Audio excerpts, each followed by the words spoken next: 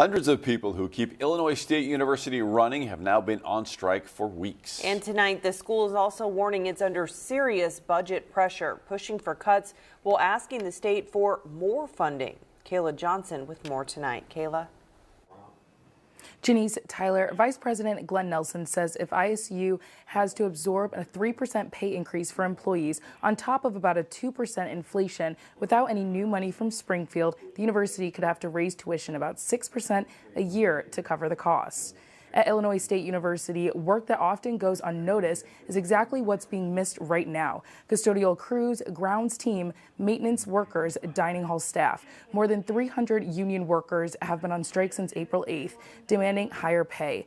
ISU President Andovar Tarhule is asking state lawmakers for $20 million more next year, citing inflation and rising operating costs. He says ISU has already cut $12 million in expenses and warns larger costs could lead to tuition hikes and future shortages.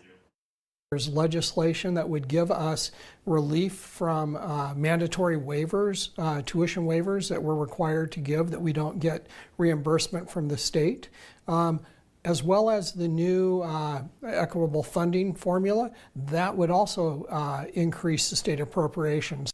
This afternoon, the dispute moved from campus to the state capitol. Striking workers traveled to Springfield to increase pressure and call out what they say is the real problem: stalled negotiations and no new bargaining sessions on the calendar.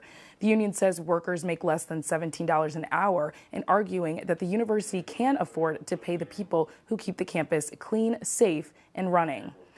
Right now, there's no date for the next negotiations, and the union's lawsuit over alleged replacement workers is now in court. ISU says it's already cut millions and is asking for Springfield for more funding, warning tuition could rise if cost keeps increasing. We'll keep you updated.